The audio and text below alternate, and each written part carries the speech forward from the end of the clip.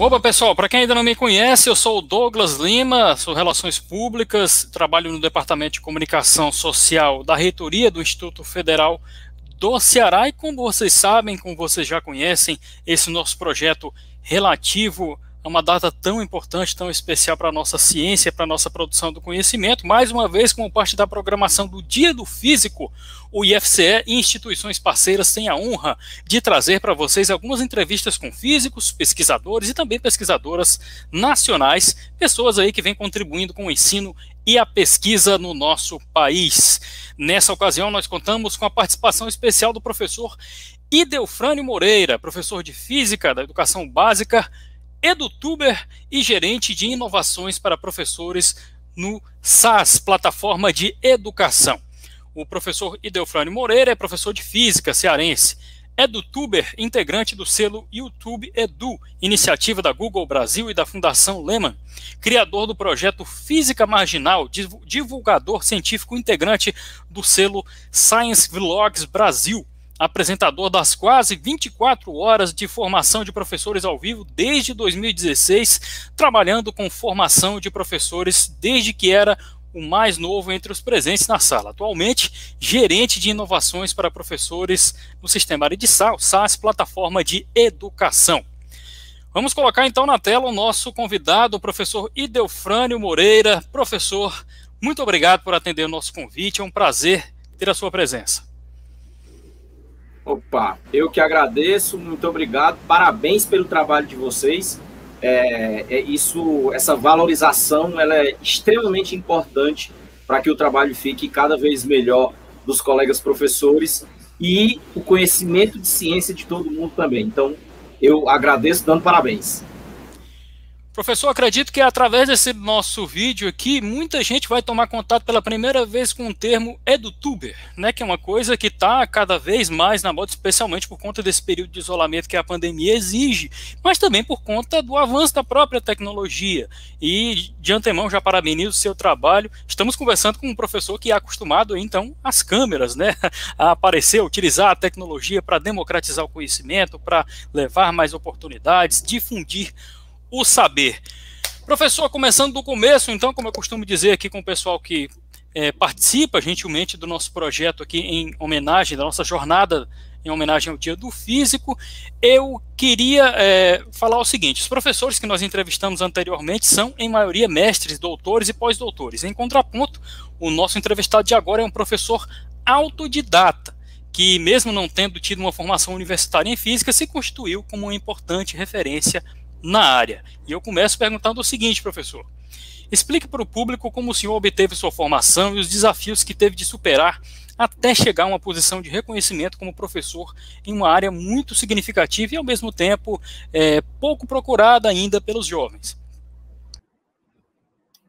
Veja, tudo começa em casa e tudo começa na família, né? Então, eu venho de uma família onde o meu pai é relojoeiro, então acostumado ali aos mecanismos, filho mais novo de uma família com 22 irmãos, e ele foi o que puxou, como a gente diz aqui no Ceará, o pai, o meu avô, que era o camarada que vivia no interior, que era procurado por todo mundo para resolver problema, porque era um sujeito que ia desde trabalhar com madeira, a cuidar do gado, a consertar coisas. Então, eu nasci nesse berço. E ouvi do meu pai desde cedo que você precisa estudar, você precisa ler. Eu tirava boas notas na escola, mas o papai estava sempre me cobrando, dizendo: olha, você tem facilidade de aprender na aula, chega em casa, faz as tarefas e pronto. Isso é muito pouco. Em algum momento você vai sentir que você precisa ler. Quem aprende é quem lê. Lê e relê e procura mais leituras e tal. Então, eu venho dessa primeira experiência, da importância da leitura. E de uma época, eu vou fazer 47 anos agora, em outubro, a gente está em 2021, de uma época em que não existia o acesso fácil, né? O livro que tinha em casa eram os livros da escola, quando o papai conseguia comprar. Mas ele me deu esse primeiro objetivo, essa primeira busca. Então, eu posso dizer que desde muito cedo eu fui apaixonado pela leitura. Num certo momento, numa dessas coisas que que acontece na vida da gente, começou a passar na TV aberta, que era o que a gente tinha acesso naquela época, um seriado chamado MacGyver, que chamava, na verdade, Profissão Perigo. Muitos talvez aqui tenham conhecido.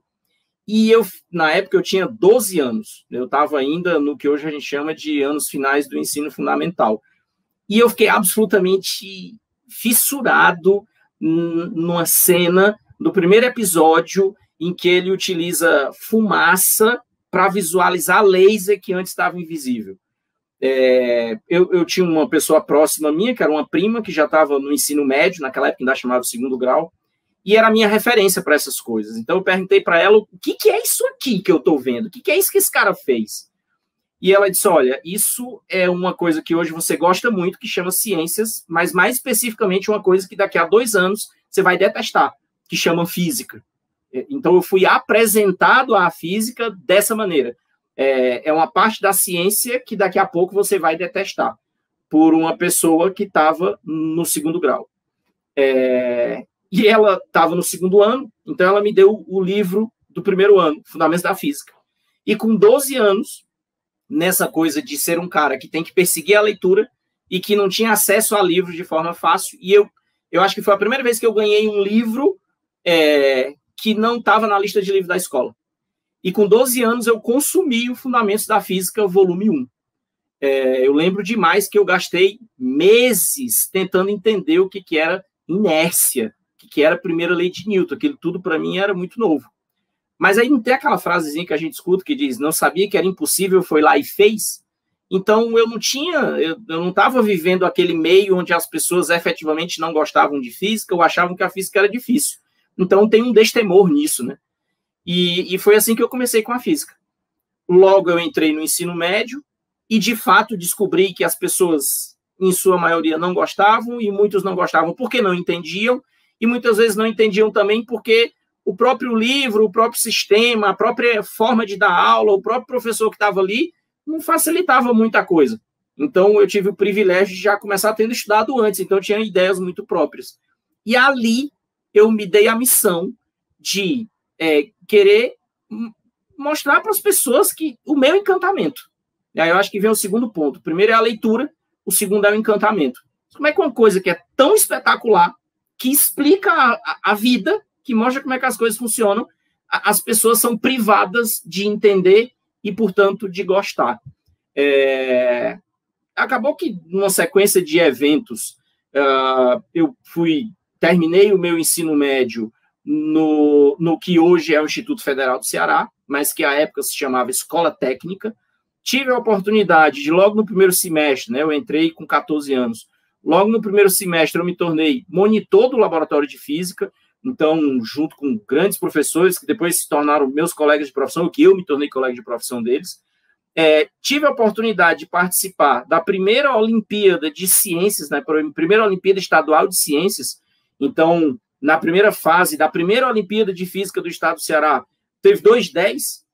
Um deles era de um aluno que já era conhecido na cidade, porque era medalhista em Olimpíada Internacional de Matemática, e o outro era meu. E até então essas coisas continuavam para mim a serem coisas muito naturais, porque eu não tinha dimensão das coisas. Eu só era um cara que lia e que gostava de ler e de aprender física. E o resultado é que eu terminei o ensino médio e já tive a oportunidade de ser monitor e logo estar dando aula, e uma coisa ou outra me levou a entrar no mercado de trabalho com um certo domínio daquilo, com essa coisa da leitura muito próxima. Isso acabou se tornando um estilo de vida para mim.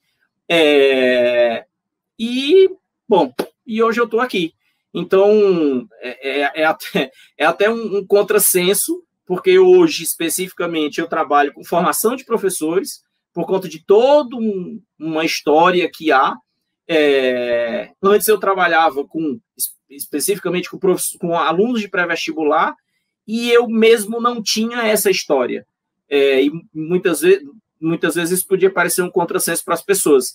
Mas, e Delfrano, de onde foi que veio a sua formação? Veio daqui.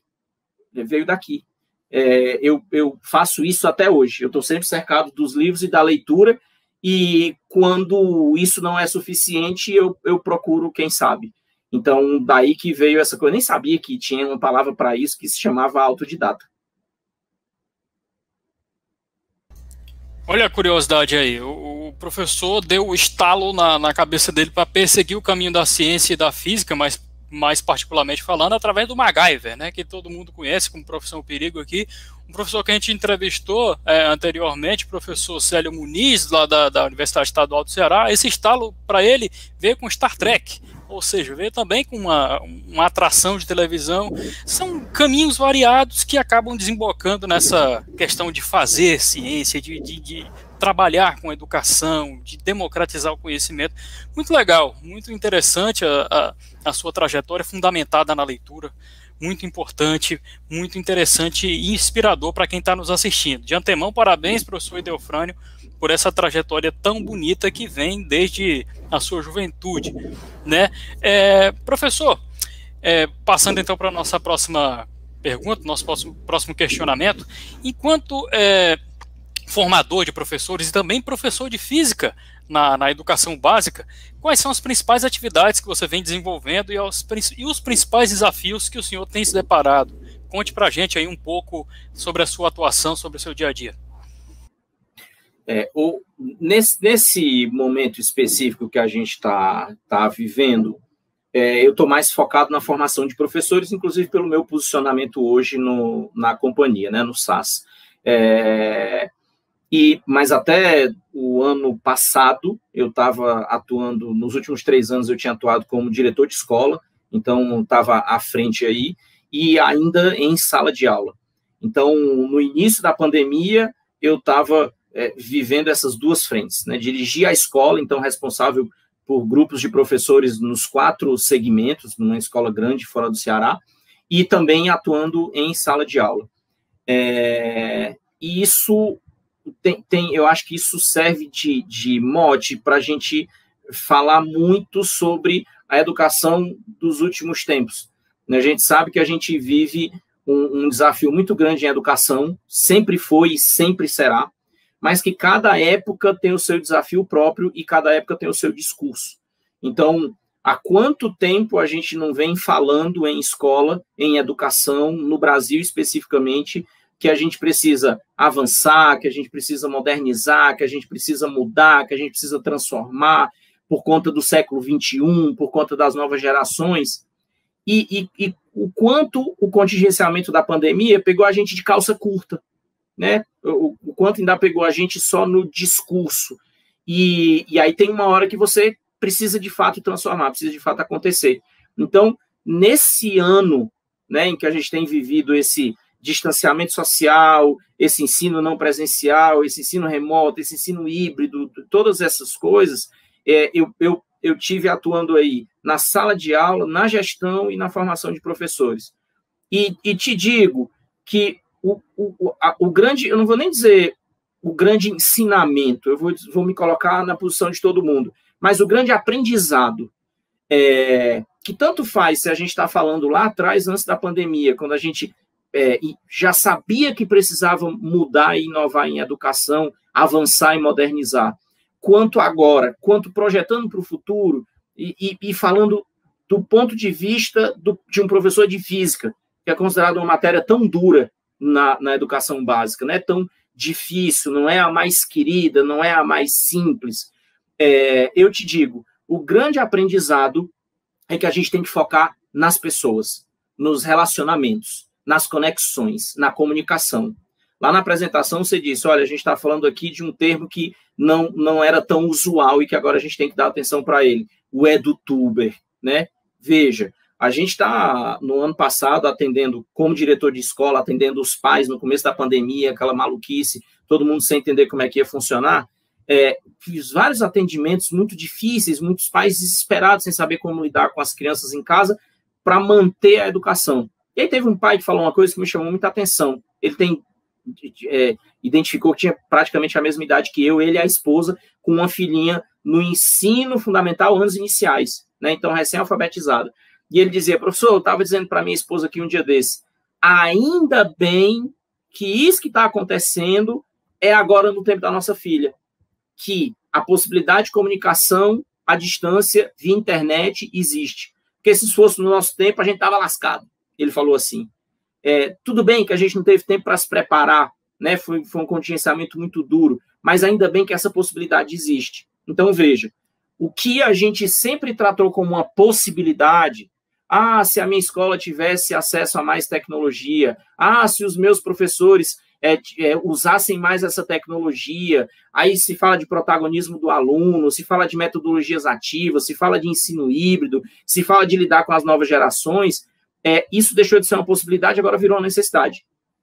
E a percepção é que não foi criada nenhuma tecnologia nova para isso. A gente está lidando com coisas que já existiam. O que muda é a demanda por um comportamento diferente nosso. Por finalmente começar a usar, ou por dar usos diferentes. E então, quando a gente fala, no começo, logo no começo da pandemia, eu fazia muitas lives por rede social, era chamado para falar com muitos grupos de professores. E eu cheguei a ver professores em rede social e ouvi de professores assim, isso é muito difícil, eu sou professor, eu não sou youtuber. E eu respondo isso com muita tranquilidade, mas de fato você não é youtuber. Você é edutuber, e existe esse termo, né? Um professor ou qualquer pessoa que utilize o YouTube, pode ser qualquer plataforma de streaming, mas é porque o YouTube, né, é o paradigma que a gente tem, para educação, para videoaulas. E aí, veja, o professor sempre foi um comunicador de ideias. Continua sendo. Talvez com a demanda de novas habilidades de comunicação, sim. Mas é alguma coisa que o professor não seja capaz de aprender ou de fazer? Não. Faz parte do processo de ensinar o aprender contínuo. Então, eu acho que é nesse ponto em que a gente está. É um momento de crise indiscutível, em vários níveis, a gente está em uma situação de fronteira de vida, mas também de muita oportunidade, olhando para esse momento atual e olhando para o futuro. Mas muitas pessoas têm dito, tecnologia, tecnologia, tecnologia. Eu quero insistir nesse ponto. Para mim, não é. Para mim, são as pessoas. O professor enquanto pessoa, o aluno enquanto pessoa, a família que está por trás, o próprio gestor, o coordenador, o supervisor pedagógico, a gente olhar mais para isso. Quando você diz, por exemplo, que tem sido um desafio muito grande para o professor, o protagonismo do aluno. Sabe o que é dar protagonismo para o aluno? É você inverter os papéis. É o professor, em vez de estar lá na frente e achar que ele é responsável por trazer tudo na aula, ele diz assim, gente, próxima semana vou introduzir refração. Deem uma olhada no livro, peguem os tópicos, dividam aí em duplas e cada um de vocês vai apresentar um tópico. Professor, mas o senhor não deu a aula ainda. Pois é, mas está no livro. Façam a pesquisa de vocês, apresentem do jeito de vocês. Podem errar. E eu vou ficar aqui e vou monitorar. Vou fazer o papel de tutor. Vou ajudar vocês a conduzir. Isso é dar protagonismo. Qual é a tecnologia que a gente está usando? A gente está falando de uma mudança de comportamento. A gente está falando de uma forma de comunicação. A gente está falando na relação entre as pessoas. Essa é a minha percepção. Perfeito, professor. Muito bem colocado. Realmente é cada vez maior o número de professores que se utilizam dessas ferramentas de tecnologia, dos streams, como você falou, o YouTube lidera nesse segmento aí.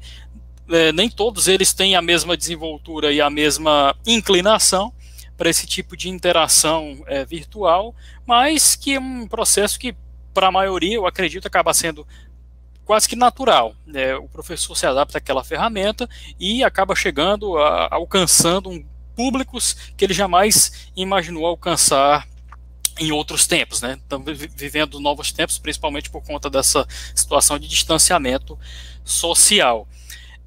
Professor, já falamos então sobre a sua atuação, seu trabalho, seu dia a dia em si.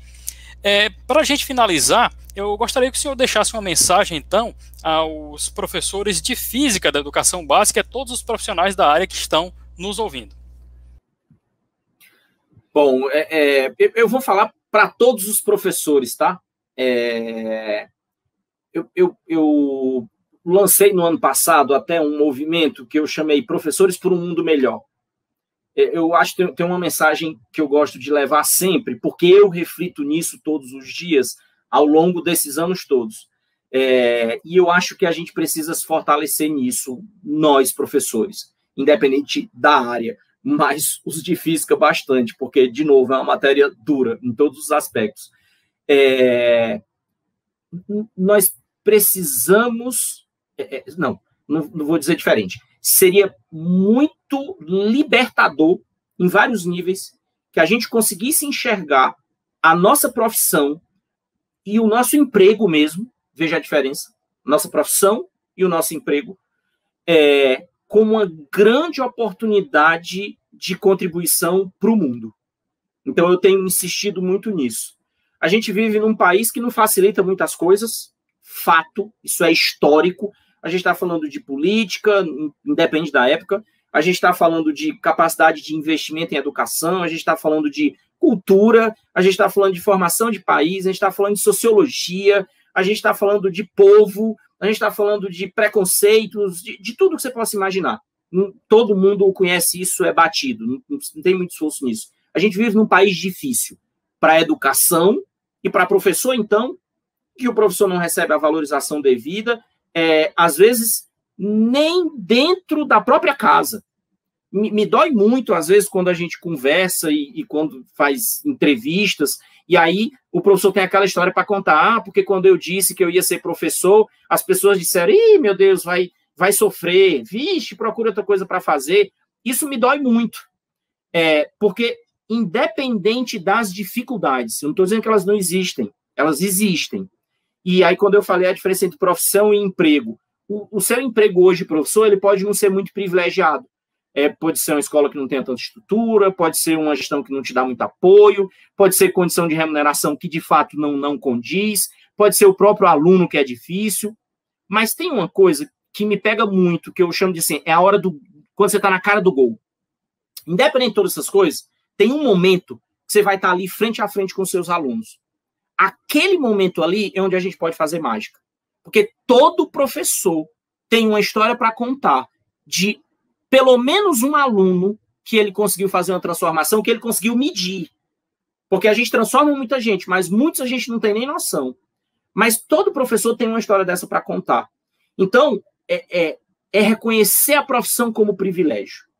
É um esforço que a gente precisa fazer, inclusive para a gente conseguir uma ferramenta estoica, né? Da gente adquirir uma postura estoica, de lidar com todas essas dificuldades, mas persistir. As pessoas falam muito em sonho, falam muito em ideal, eu gosto muito de convicção. Então, eu nunca tive dificuldade, por exemplo, em responder quando o meu aluno diz assim, mas por que eu preciso aprender leis de Kirchhoff se eu quero ser advogado? Zero dificuldade em responder essas coisas. Por quê? Porque eu sei que não são as leis de Kirchhoff. Eu não vou conseguir encontrar uma maneira de dizer para ele que o conteúdo leis de Kirchhoff é importante na profissão dele de advogado. Mas eu sei dizer para ele e embasar com artigo de neurociência que quando ele se dedica a estudar e aprender uma coisa nova e difícil, isso reforça as conexões neurais que ele tem e forma novas. Grosso modo dizendo, isso deixa ele mais inteligente. E isso é importante independente da formação que ele queira ter e da profissão que ele queira seguir.